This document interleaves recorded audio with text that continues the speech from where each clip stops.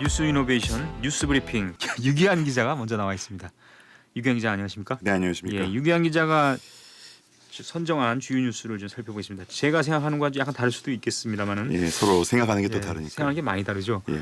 근데 아까 서두에 잠깐 또 이제 결혼하는 그 결혼하는 그게 이제 올라가고 있다라는 거에 대해서 굉장히 또 반성을 해야 긍정적으로. 됩니다. 유기한 기자는. 아니 저는 결혼을 이미 5년 전에 했습니다. 아니, 애를 안 낳고 있잖아요. 그러니까 그거는 반성하시고. 예, 반성하도록 하겠습니다.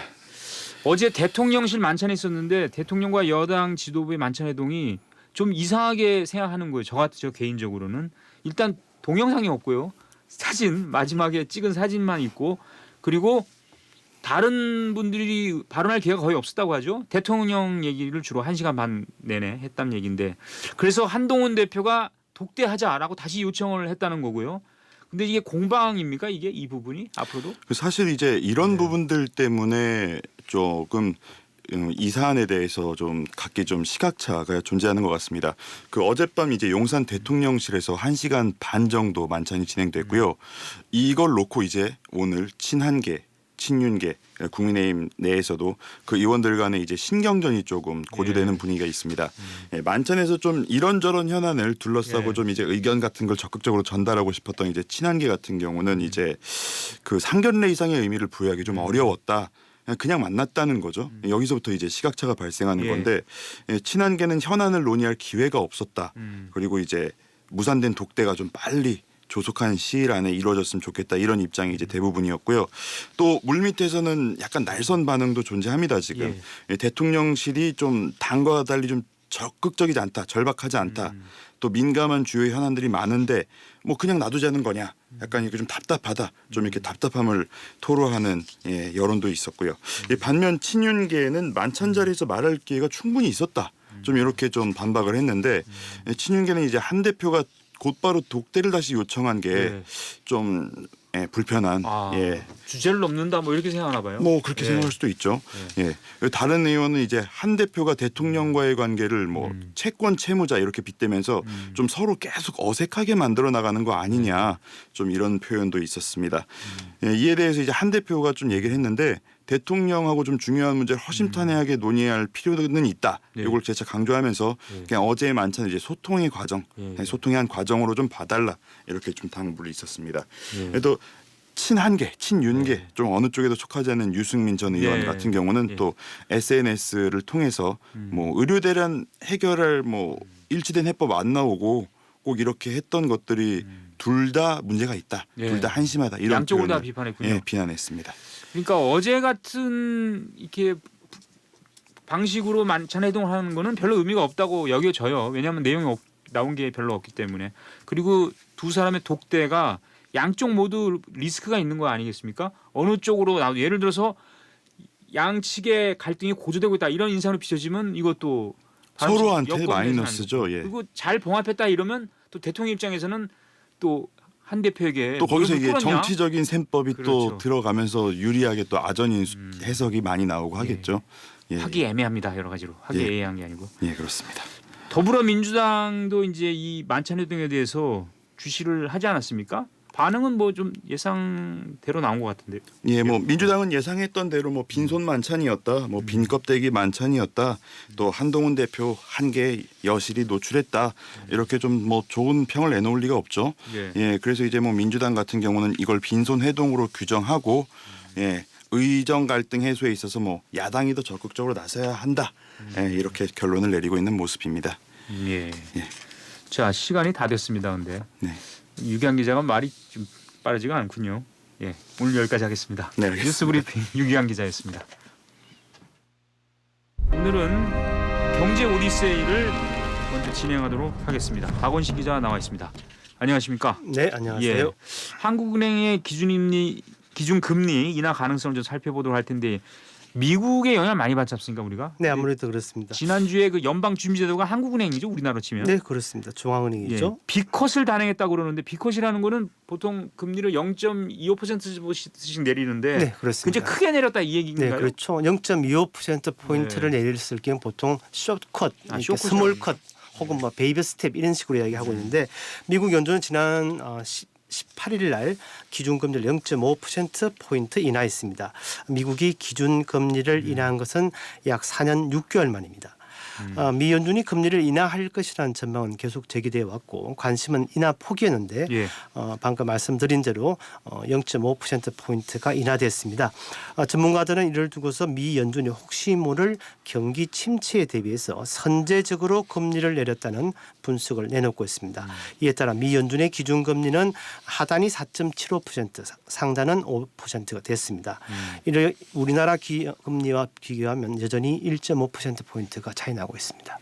근데 미국은 우리보다 좀 빠른 것 같은 게 올해 안에 또 인하하겠다고 예고까지 했습니까? 네, 그렇습니다. 미국은 연준에서는 흔히 점도표라고 해가지고 향후 기준금리를 어떻게 하겠다는 것을 미리 발표를 하는데요. 이 점도표에 따르면 원래 당초에는 이게 5.1%였습니다. 근데 이게 4.4% 낮아졌기 때문에 추가로 0.5%포인트 정도가 더 내릴 것이다. 이렇게 예고되고 있고 미 연준은 앞으로 올해 두 차례 더 회의를 열립니다. 그래서 두 차례 0.25%씩 하면 0.5%포인트가 내려갈 것이다. 이렇게 하고 있습니다. 다만 이럴 경우 그 미국 연준이 경기가 침체 위험에 빠졌다는 잘못된 시그널을 줄 수 있다. 이런 지적이 있어가지고 미국 연준이 아마도 고민을 할 것 같습니다. 예. 자, 우리나라 한국은행도 올해 2번 하잖아요. 이제 금통위를. 네, 2번 그렇습니다. 남았죠. 근데 네. 금리 인하에 나설 것이라는 전망이 많이 나오고 있는데 저는 가계부채 이런 것 때문에 좀 모르겠습니다. 하여튼 그런 전망 많죠? 네, 그렇습니다. 네. 한은 금통위는 다음 달 11일 개최되는데요. 그 앵커께서 말씀하신 대로 이번 금통위에서 금리를 내릴 것이라는 전망하고 그리고 그렇지 않고 11일에 내릴 것이다. 결정할 것이다. 이런 전망이 현재 서로 엇갈리고 있는데 우리나라가 기준금리를 인하할 것이라는 그 방향만큼은 미 연준이 금리를 내렸기 때문에 확실해 보입니다. 다만 그 시기가 10월이냐 아니면 11일이냐는 방금 말씀하신 가계부채하고 집값 상승에 대한 분석을 어떻게 하느냐가 달려 있습니다. 금통위는 지난 8월 회의에서도 만장일치로 금리를 동결한 바 있는데 이때도 역시 가계부채와 집값 상승 부분에 대해서 주목했는데요. 이때 당시 그 이창용 한국은행 총재 말을 들어보면 다소 신중한 입장이거든요. 네. 다시 한번 들어보시겠습니다. 앞으로의 통화 정책의 운영에 대해서 말씀드리면 물가와 경기 측면에서는 향후 적절한 시점에 금리 인하를 고려할 수 있는 여건이 형성되고 있습니다. 하지만 금융 안정이나 글로벌 위험 요인이 상존하기 때문에 현재의 긴축 기조를 유지하는 가운데 정부와의 거시 건전성 정책 공조를 지속하고 금리 인하에 따른 물가, 성장, 금융 안정 등 정책 변수들 간의 상충 관계를 면밀히 점검하면서 인하의 시기와 폭을 결정해 나갈 것입니다. 제가 과거에 한국은행 출입할 때 보면은 이제 금리 내릴 때는요. 그 전에 그 대출 금리가 내리고 있다 이런 기사를 많이 네, 썼거든요. 그렇습니다. 네. 그 지금 아까 얘기하신 대로 가계부채 그다음에 부동산 시장 이것이 변수고 대출 금리도 조금 주춤한다 그러면은 이것이 다 주춤하면은 이제 금리를 내리는 거 아닙니까 기준금리? 네, 그렇습니다. 다만 이 금융 안정이라는 것을 어떻게 볼 것이냐 하는 건데요. 일단 지금 현재 은행의 흐름에 보면요. 가계대출 문제가 가장 큰 문제인데 이게 점차 줄어들고 있다 이렇게 이야기되고 있는데 금융권에 따르면 지난 8월 달에 굉장히 심했습니다. 지난 8월 달 가계대출이 무려 9조 6천억 원 늘어나가지고 2020년 11월 이후 최대 증가폭을 기록했거든요. 그런데 이달 19일을 기준으로 하면 현재 한 4조 원 가량밖에 되지 않고 이게 연말까지 그러니까 이달 말까지 4조 원도 규모가 될 것이다. 그리고 문제가 되는 주택담보대출 규모 역시 이 정도에 머물 것이다는 있습니다. 집값도 현재 상승세가 지속되고 있긴 하지만 한풀 꺾였다는 그런 분석도 있고요. 한국부동산원이 지난 9월 셋째 주 서울 아파트 가격 인상을 보면 일주일 사이에 0.16%가 올랐는데 이는 전주에 비해서 작아졌습니다. 전주에는 0.23%였거든요. 다만 상승세는 현재 지금 26조 연속으로 지금 오르고 있는 게 문제입니다. 그 이창용 한국은행 총재가 가장 우려하는 대목은 자칫 금리 인하가 부동산 시장에 잘못된 시그널을 줄 수 있다 이런 부분인데 이 대목 한번 들어보시겠습니다. 한은이 유동성을 이자율을 급히 낮춘다든지 유동성을 과잉 공급함으로써 부동산 가격 상승의 심리를 자극하는 그런 실수는 범해서는 안 된다고 생각하고 있고 또 정부의 거시 건전성 정책이 효과를 나타내는데 저희도 공조할 필요가 있기 때문에 부동산 쪽에 대해서 언급을 하고 있다. 금융안정 측면에서 언급을 하고 있다 이렇게 말씀드리겠습니다. 그런데 오늘 한국은행이 발표한 소비자 동향 조사라고 있잖아요. 네. 이것이 앞으로 1년 뒤에도 집값이 오를 것이라는 기대가 높다. 이런 조사 결과가 나왔습니까? 네, 그렇습니다. 주택 가격 전망 지수라고 하는데요. 흔히 주택 가격 전망 CSI라고 하는데요.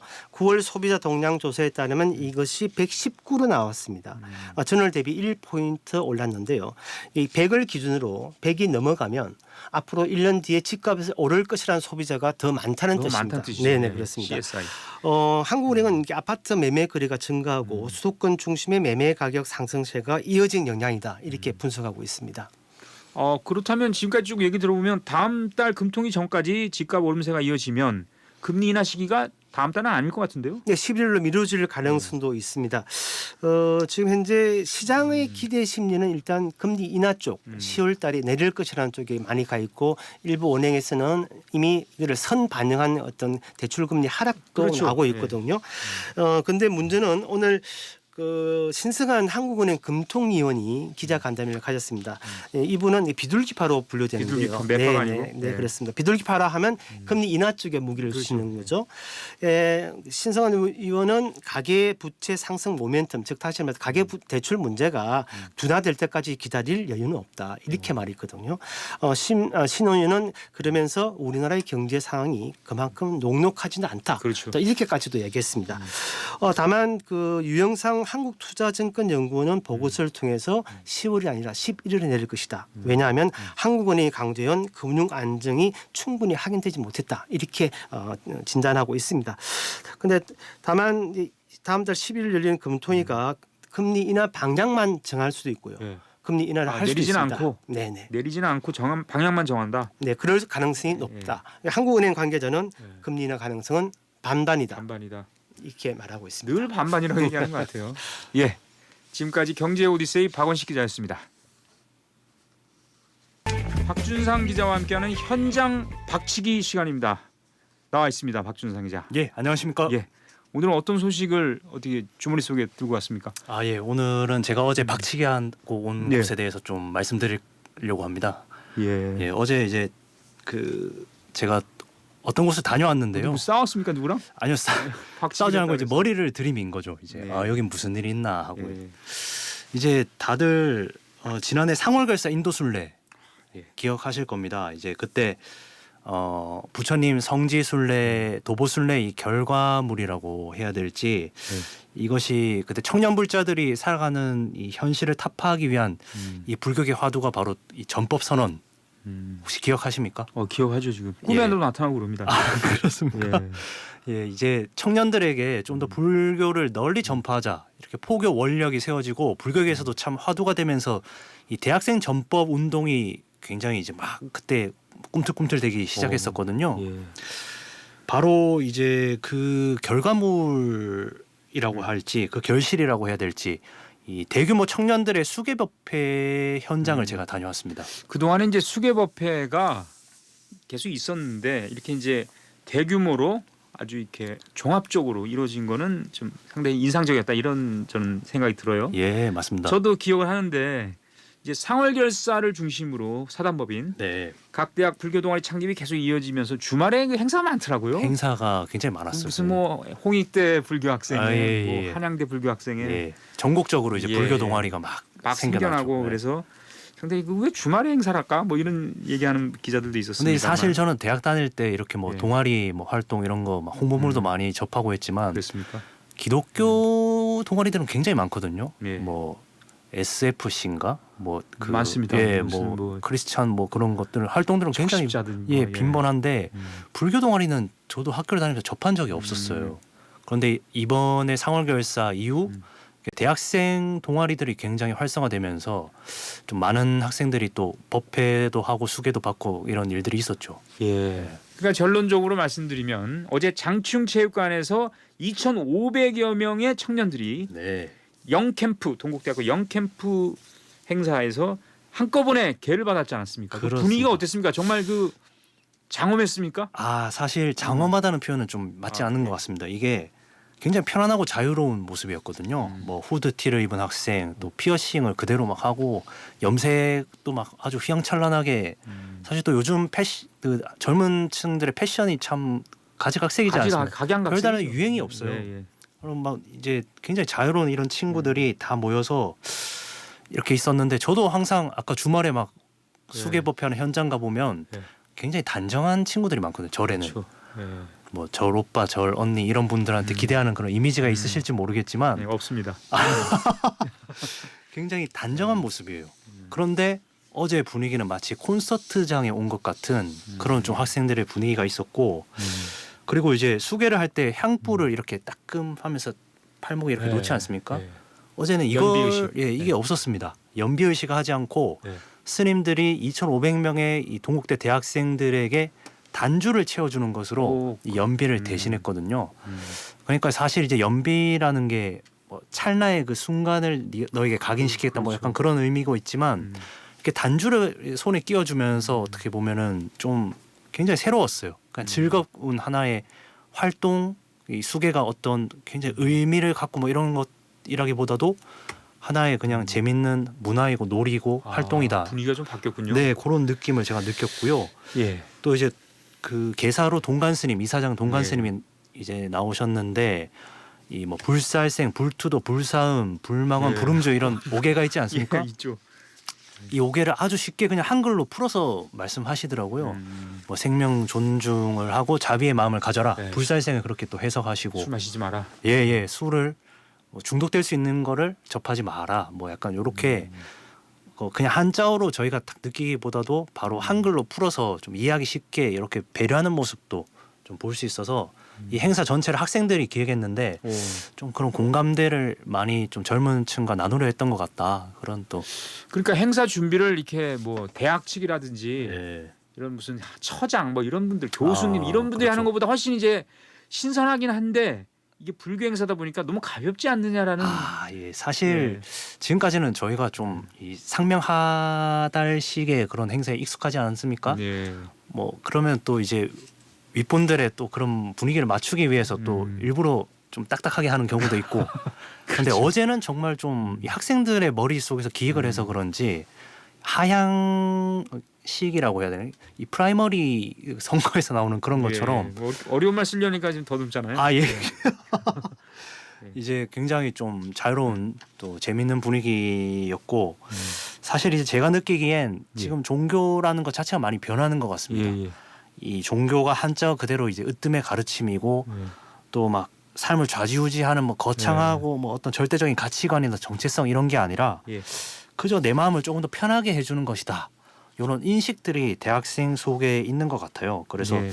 학생들도 왜 불교를 이렇게 예. 대체로 왜 좋아하느냐 이렇게 물어보면은 딱히 이제 불교 같은 경우에는 뭐 절에 매주 다녀야 한다거나 헌금을 내는 것도 없고, 또 이 자등명 법등명 부처님의 가르침 자체가 예. 이제 나 자신을 등불로 삼아라 이런 예, 것들에 예. 공감을 많이 하더라고요. 예. 학생들 얘기 좀 들어봤으면 좋겠어요. 예예. 예, 제가 인터뷰한 들어봐야 학생들 될것 이야기 같습니다. 좀 지금 한번 재생해 보겠습니다. 예. 근데 되게 좋은 경험이었던 것 같긴 한 게, 평소에 이런 경험 해볼 일이 없으니까 이번 기회에 불교에 대해서 좀 더 알아가는 계기가 되지 않았을까. 앞으로 약간 너무 쾌락에 치우친 삶을 살지 않고 절제하면서 잘 살아보도록 하겠습니다. 이런 약간 그렇게 오계를 수하는 게 대학생활이나 자기의 삶에도 좀 도움이 된다고 생각하세요? 약간 4학년이라서 좀 마음 편하게 먹으려고요. 욕심을 버리고. 네, 그러니까 지금 들으셔도 아시겠지만 학생들이 뭐 내가 불자고 뭐 내가 뭐 이렇게 지켜야 되고 이런 인식보다도 술을 좀 끊어봐야 되겠네. 생명 존중, 고기를 좀 덜 먹어야 되겠네. 이렇게 좀 가볍고 즐겁게 불교를 받아들이고 있더라고요. 네, 알겠습니다. 예. 오늘 상당히 좀 공허한 느낌이 듭니다만 현장 취재는 했던 걸로 확인이 되고 있습니다. 예. 예, 현장 박치기 박준상 기자였습니다. 마지막 순서입니다. 법조계 주요 이슈와 판결들을 쉽게 풀어드리는 서초동 언박싱 시간입니다. 법조 출입하는 배재수 기자 나와 있습니다. 어서 오십시오. 안녕하십니까. 네, 오늘 첫 번째 주제가 어떤 겁니까? 이 법률 용어 상상적 경합이라는 용어입니다. 상상적 경합과 관련된 대법원 확정 판결이 최근에 나와서요. 예. 자세히 풀어보겠습니다. 경합이란 말은 이제 들어봤는데 상상적 경합이요? 좀 잘 못 들어본 얘기 같은데 무슨 뜻입니까? 네, 이게 헌법 제 40조에 나오는 내용인데요. 하나의 행위가 여러 가지 죄에 해당될 때 이를 상상적 경합이라고 합니다. 예. 뭐 예를 들어서 이제 교통사고가 났다 그러면은 뭐 차량이 부서지고 인명피해까지 발생하게 되면 이런 경우에 이제 여기에 해당이 되고요. 무면허인데 뭐 음주운전까지 한 경우가 또 여기에 해당이 됩니다. 이럴 경우에 이제 여러 가지 죄 가운데 가장 무거운 죄만 처벌을 받게 되는 그렇습니까? 게 네. 상상적 경합이라고 할 수 있습니다. 대한변호사협회 등록 형사 전문 변호사라고 소개해 달라고 하셨는데요. 예, 그래요. 법률사무소 정의 정지웅 변호사의 말을 한번 들어보겠습니다.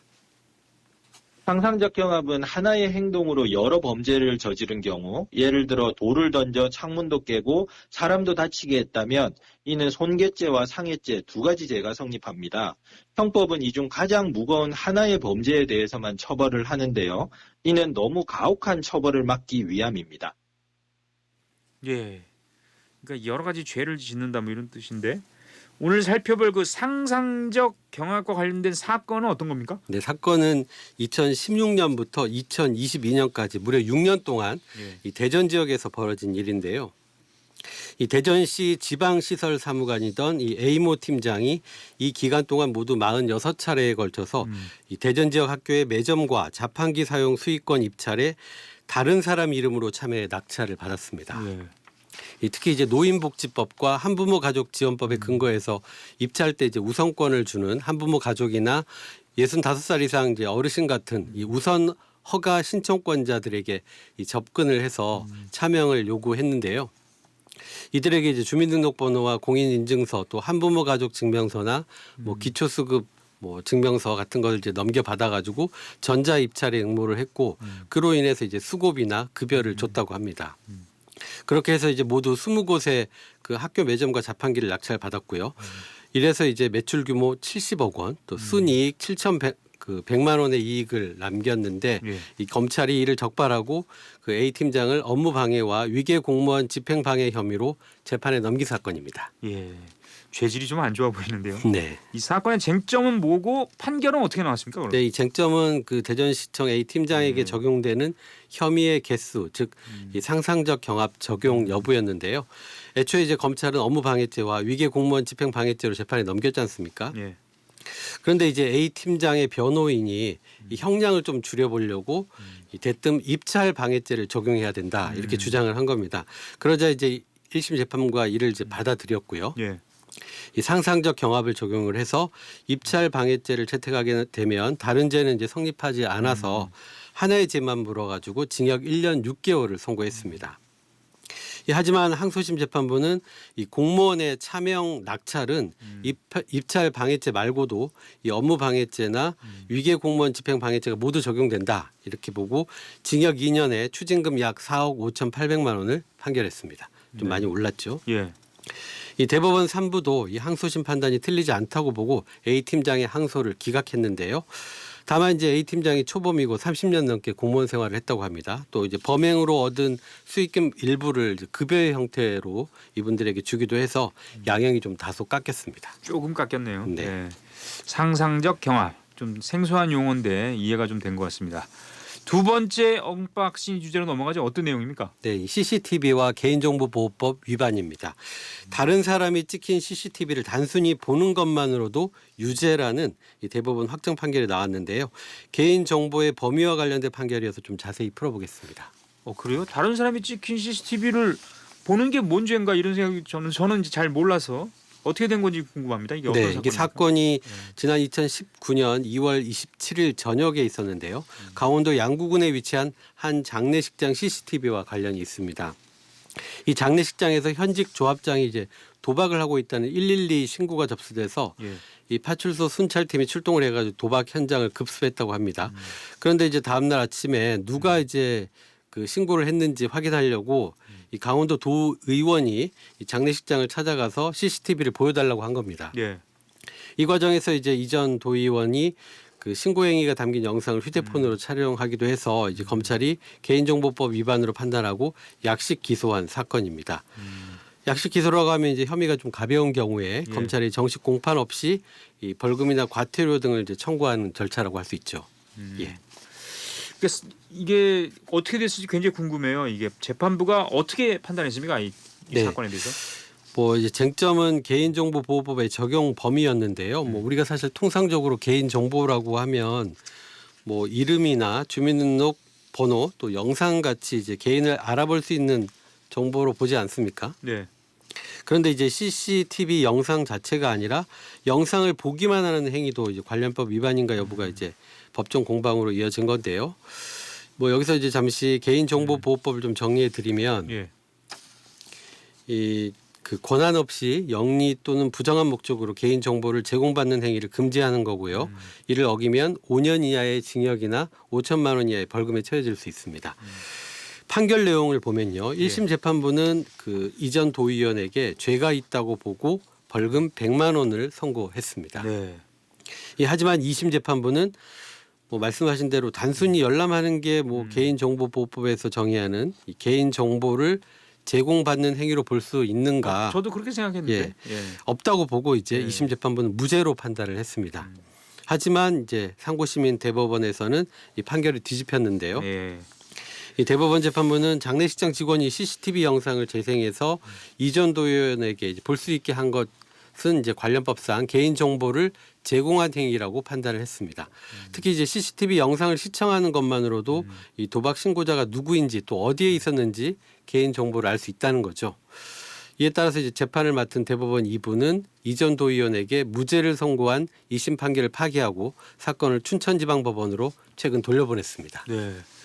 자, CCTV를 보기만 해도 처벌받을 수 있다 이런 뜻인데 파장이 좀 있어 보여요. 네, 뭐 사실 요즘 TV 뉴스에서도 길거리 영상 찍을 때 뭐 사람들 모습 모자이크 처리하지 않습니까? 그렇죠. 이게 이제 개인정보보호법 때문인데 이번 판결로 인해서 이 언론사의 사건 보도를 위한 주변 CCTV 영상 확보나 또 일반인 또는 사법당국의 이 영장 없는 CCTV 확인에 좀 어려움이 예상되고 있습니다. 이와 관련해서 법률사무소 선율의 김현옥 변호사의 말을 한번 들어보겠습니다. 행위자 특정이 가능한 CCTV 영상을 재생하여 타인에게 볼 수 있게 하고 이를 시청한 행위를 개인정보를 제공받은 것으로 판단한 것으로서 향후 수사기관이 아닌 일반인이 CCTV 영상을 보여주거나 그 시청을 요구하는 것이 더욱 어려워질 것으로 보입니다. 네, 여기까지 듣겠습니다. 서초동 언박싱 배재수 기자였습니다. 고맙습니다.